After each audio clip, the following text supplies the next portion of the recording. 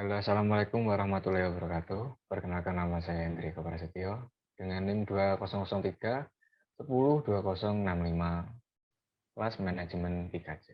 Di sini saya akan di sini saya akan membahas tentang bab 9 tentang filsafat modern, Renaissance dan Aufklärung.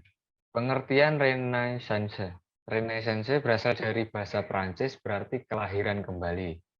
Istilah ini biasanya digunakan oleh sejarawan untuk menunjukkan berbagai periode kebangkitan intelektual. Renaissance adalah suatu zaman yang sangat menaruh perhatian dalam bidang seni lukis, patung, arsitektur, musik, sastra, filsafat, ilmu pengetahuan, dan teknologi. Perkembangan ilmu pengetahuan pada zaman Renaissance mempunyai 3 sumber. Satu, adanya hubungan dengan kerajaan Islam di semenanjung Iberia dengan negara-negara Prancis. Kedua, Perang Salib 1100 sampai 1300 yang terulang sebanyak 6 kali. Ketiga, jatuhnya Istanbul ke tangan bangsa Turki. Tokoh-tokoh Renaissance. Satu, Leonardo da Vinci pada tahun 1452 sampai 1519. Kedua, Michelangelo Buonarroti pada tahun 1900. Kedua, ya. Tokoh-tokoh Renaissance. Satu, Leonardo da Vinci pada tahun 1452 sampai 1519. Kedua, Michelangelo Buonarroti pada tahun 1475 sampai 1564. Ketiga, Machiavelli pada tahun 1469 sampai 1527. Keempat, Nicolaus Copernicus pada tahun 1473 sampai 1543. Kelima, Johannes Kepler pada tahun 1571 sampai 1630. Keenam, Galileo Galilei pada tahun 1564 sampai 1642. Ketujuh, Sir Francis Bacon pada tahun 1561 sampai 1626. Yang terakhir, Desiderius Erasmus pada tahun 1466 sampai 1536. Yang seterusnya, Aufklärung. Aufklärung merupakan istilah dari bahasa Jerman yang berarti pencerahan atau fajar. Jadi zaman Aufklärung adalah zaman pencerahan atau zaman fajar budi. Aufklärung merupakan kelanjutan dari Renaissance yang kalau Renaissance dipandang sebagai perenjaman pikiran, maka Aufklärung menjadi masa pendewasaan. Aliran-aliran pada filsafat barat. Satu, rasionalisme. Kedua, empirisme. Ketiga, Kantianisme. Keempat, idealisme. Kelima, positisme. Keenam, pragmatisme. Ketujuh, fenomenologi. Dan terakhir, eksistensialisme. Selanjutnya, bab 10 membahas tentang filsafat, rasionalisme, empirisme, dan kritisme. Apa itu pengertian dari filsafat rasionalisme? Rasionalisme adalah paham filsafat yang mengatakan bahwa akal atau reason adalah alat terpenting dalam memperoleh dan mengetes pengetahuan. Jika empirisme mengatakan bahwa pengetahuan diperoleh dengan alam, mengalami objek empiris, maka rasionalisme mengajarkan bahwa pengetahuan diperoleh dengan cara berpikir. Kelebihan dan kelemahan filsafat rasionalisme. Kelebihannya, aliran filsafat rasionalisme antara lain satu, mampu menyusun sistem-sistem kefilsafatan yang berasal dari manusia, contoh matematika, astronomi, biologi, disusun berdasarkan logika. Kedua, dengan nalar, manusia mampu menjelaskan pemahaman yang rumit dan bersifat abstrak. Keempat, kebenaran diperoleh dari sebab-sebab yang menyatakan benar. Yang terakhir, rasionalisme memberikan kerangka berpikir yang koheren dan logis.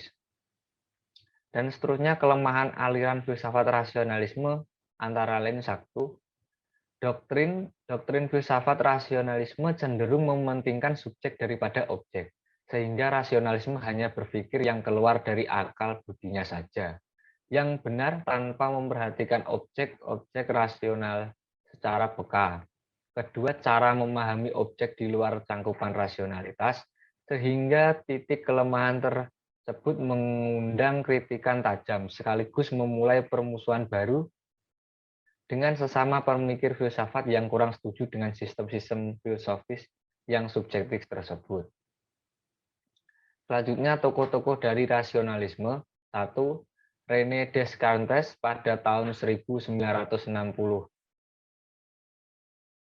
Tokoh-tokoh rasionalisme. Satu, René Descartes pada tahun 1596 sampai 1650. Yang kedua, Gottfried Wilhelm von Leibniz lahir pada tahun 1646 Masehi. Yang ketiga,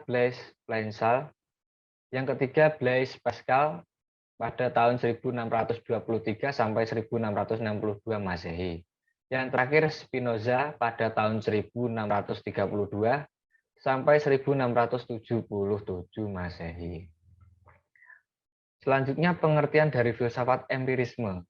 Latar belakang munculnya empirisme adalah awal muasal timbulnya aliran ini bermula dari penolakan atas dominasi logika kartesial di daratan Eropa saat itu. Di samping itu, gelora Renaissance di daratan Eropa menginspirasi dataran Britania Raya sampai adistilah sendiri, yaitu Enlightenment. Empirisme adalah suatu aliran dalam filsafat yang menyatakan bahwa semua pengetahuan berasal dari pengalaman manusia. Kelebihan dan kekurangan filsafat empirisme. Yang pertama, kelebihannya. Kelebihan dari filsafat aliran empirisme antara lain, satu, mengedepankan fakta-fakta yang diterima indera sehingga praktis digunakan untuk mencari kebenaran. Yang kedua, informasi dapat diperoleh dengan cepat melalui indera. Yang ketiga, dalam metode ilmiah, empiris sangat berguna dalam mengumpulkan data atau pencarian bukti-bukti awal, sehingga empiris membentuk kerangka pengujian dalam mencari kebenaran. Yang terakhir, empiris adalah cara pertama munculnya pengetahuan tertentu. Selanjutnya, kelemahan aliran filsafat empirisme antara lain satu, indera terbatas. Benda yang jauh kelihatan kecil, apakah benda itu kecil? Tidak. Keterbatasan kemampuan indera itu melaporkan bahwa tidak sebagaimana adanya. Dari sini akan membentuk pengetahuan yang salah. Yang kedua adalah indera menipu.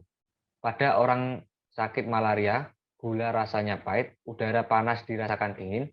Ini juga akan menimbulkan pengetahuan yang empiris.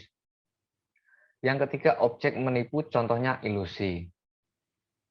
Yang terakhir berasal dari indera atau objek sekaligus, yang mana mata indera penglihatan tidak dapat melihat keseluruhan seekor kerbau tersebut, dan seekor kerbau tersebut juga tidak dapat memperlihatkan seluruh anggota badannya. Andaikan saja ketika kita melihatnya dari depan, kita hanya dapat melihat kepalanya saja, yang mana kita tidak akan melihat ekornya. Hal ini dapat disimpulkan bahwa aliran ini lemah karena keterbatasan indera atau objek tersebut. Maka dari itu, aliran empirisme sangatlah bertentangan dengan aliran rasionalisme.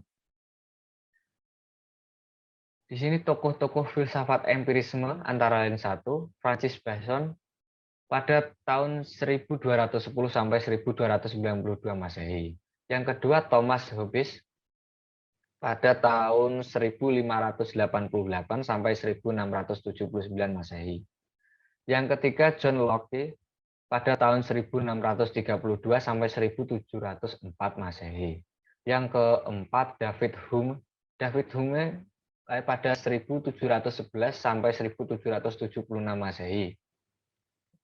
Yang terakhir, Herbert Spencer pada tahun 1820 sampai 1903 Masehi. Dan terakhir, filsafat kritisme. Latar belakang munculnya filsafat kritisme adalah karena paham rasionalisme dan empirisme.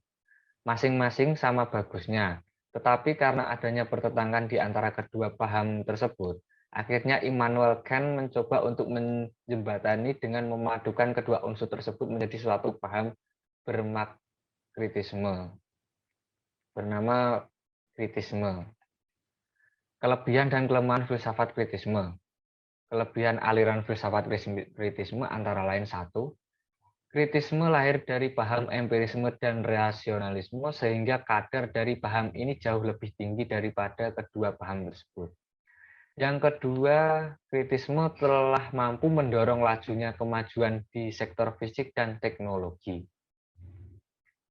Yang ketiga, kritisme sangat menekankan aspek rasional ilmiah, baik pada epistemologi ataupun keyakinan ontologi yang digunakan sebagai dasar pemikirannya. Adapun kelemahan aliran filsafat antara lain sebagai berikut. Satu, manusia akan kehilangan makna, seni atau keindahan sehingga manusia tidak dapat merasa bahagia dan senang itu tidak ada. Karena dalam kritisme semua hal itu dinaifkan. Kedua, hanya berhenti pada sesuatu yang nampak dan empiris sehingga tidak dapat menemukan pengetahuan yang valid. Yang ketiga, orangnya radikal. Yang terakhir, tergantung dari individu yang menerapkan akankah jadi serakah atau tidak. Tokoh kritisme yaitu Immanuel Kant pada tahun 1724 sampai 1804. Immanuel Kant adalah seorang filsuf Jerman kelahiran Königsberg 22 April 1724 dan wafat pada 12 Februari 1804. Filsafat kritis yang ditampilkannya bertujuan untuk menjembatani pertentangan antara kaum rasionalisme dan kaum empirisme. Dan kesimpulannya adalah filsafat diakui sebagai induk ilmu pengetahuan, the mode of understanding, yang mampu menjawab segala pertanyaan bermasalah, melalui dari masalah-masalah yang berhubungan dengan alam semesta, hingga masalah problematika dan kehidupannya. Selanjutnya bab 11. Bab 11 akan menjelaskan tentang filsafat modern, yaitu positisme, fenomenologi, pragmatisme, dan realisme. Sejarah filsafat itu terdiri dari 3 periode. Periode pertama adalah periode klasik, kedua periode pertengahan, dan ketiga periode modern. Yang kemudian dilanjutkan dengan postmodern. Pertama, positifme. Positifme adalah yang pertama positifme. Pengertian positifme adalah positifme berasal dari kata positif, yaitu apa yang berdasarkan fakta-fakta.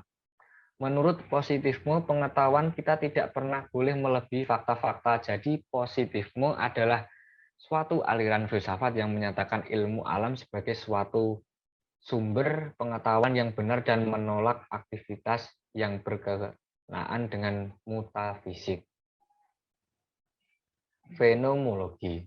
Pengertian fenomenologi berasal dari kata fenomenon, yaitu sesuatu yang tampak, yang terlihat karena bercakupan.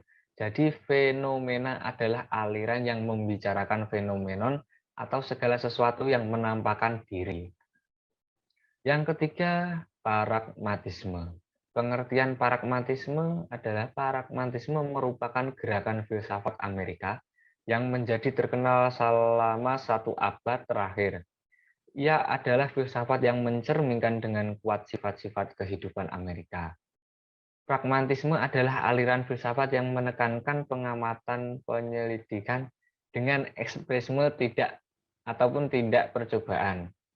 Yang keempat, realisme. Pengertian realisme adalah filsafat yang timbul pada yang keempat, realisme. Pengertian realisme adalah filsafat yang timbul pada zaman modern dan sering disebut anak dari naturalisme. Aliran rasionalisme berpandangan bahwa hakikat realitas adalah fisik dan roh yang bersifat dualitis, yaitu hal fisik dan rohani. Filsafat realisme adalah suatu objek yang tampak pada indera, maksudnya adalah tampak secara real. Perbandingan aliran filsafat modern positifme, fenomenologi, pragmatisme, dan realistisme. 1. Positifme lahir dari paham empirisme dan rasional sehingga kadar dari paham ini jauh lebih tinggi daripada kedua paham tersebut. Yang kedua, fenomenologi. Sebagai suatu metode keilmuan dapat mendeskripsikan fenomena dengan apa adanya dengan tidak manipulasi data, aneka macam teori dan pandangan. Yang ketiga, pragmatisme telah berhasil membumikan filsafat dari corak sifat yang tender-minded yang cenderung berpikir metafisis, idealis, abstrak, intelektual. Yang terakhir, realisme tidak bergantung pada segala pengetahuan. Prinsip-prinsip dasar filsafat modern. 1. Istilah modern berasal dari kata Latin moderna yang artinya sekarang, baru, ataupun saat ini. Dari pengertian dasar tersebut kita mengasumsikan bahwa di dalam kehidupan modern muncul kesadaran waktu akan kekinian. Sebab keruntuhan filsafat modern. Proyek filsafat modern yang kini menguasai dunia lewat suatu pemikiran rasional dan utuh setelah dievaluasi oleh beberapa filsuf, ternyata diketahui mengandung kelemahan. Fenomena ini oleh beberapa kalangan dianggap sebagai suatu periode baru dalam sejarah filsafat, yaitu periode yang disebut postmodern. Yang terakhir, bab 12 ada filsafat idealisme. Pengertian filsafat idealisme. Idealisme adalah aliran filsafat yang memandang bahwa atau akal dan nilai spiritual adalah hal fundamental yang ada di dunia ini. Ia adalah suatu keseluruhan dari dunia itu sendiri. Segala sesuatu yang ada ini timbul sebagai hasil yang diciptakan oleh ide atau pikiran. Karena itu ide atau pikiran itu timbul lebih dahulu, baru kemudian sesuatu itu ada. Ada juga yang mengatakan bahwa idealisme adalah pemahaman yang berpendapat bahwa pengetahuan itu tidak lain daripada kejadian dalam jiwa manusia. Jenis aliran idealisme. 1. Idealisme subjektif. Idealisme subjektif adalah filsafat yang berpandangan idealis dan bertitik tolak pada ide manusia atau ide sendiri. Alam dan masyarakat itu tercipta dari ide manusia. Segala sesuatu yang timbul dan terjadi di alam atau di masyarakat adalah hasil atau karena ciptaan ide manusia atau idenya sendiri. Atau dengan kata lain, alam dan masyarakat hanyalah sebuah ide atau pikiran yang dirinya sendiri atau ide manusia. Kedua, idealisme objektif. Apa maksud idealisme objektif? Adalah idealisme yang bertitik tolak pada ide di luar ide manusia. Idealisme objektif ini dikatakan bahwa akal menemukan yang sudah terdapat dalam susunan alam. Menurut idealisme objektif, segala sesuatu baik dalam alam atau masyarakat adalah hasil dari ciptaan ide universal. Filsafat idealisme dalam pendidikan. Aliran filsafat idealisme terbukti cukup banyak memperhatikan masalah-masalah pendidikan, sehingga cukup berpengaruh terhadap pemikiran dan praktis pendidikan. William T. Harris adalah tokoh aliran pendidikan idealisme yang sangat berpengaruh di Amerika Serikat. Bagi aliran idealisme, anak didik merupakan seorang pribadi tersendiri. Sebagai makhluk spiritual, mereka yang menganut paham idealisme senantiasa memperlihatkan bahwa apa yang mereka lakukan merupakan ekspresi dari keyakinannya. Selanjutnya, konsep filsafat menurut aliran idealisme adalah sebagai berikut. 1. Metafisika idealisme. Secara absolut, kenyataan yang sebenarnya adalah spiritual dan rohaniah, sedangkan secara kritis yaitu adanya kenyataan yang bersifat fisik dan rohani. Yang kedua, humanologi atau idealisme. Jiwa dikaruniai kemampuan berpikir yang dapat menyebabkan adanya kemampuan memilih. Yang ketiga, epistemologi idealisme. Pengetahuan yang benar diperoleh melalui institusi dan pengingatan kembali melalui berpikir. Yang terakhir, aksiologi idealisme. Kehidupan manusia diatur oleh kewajiban-kewajiban moral yang diturunkan dari pendapat tentang kenyataan atau metafisika.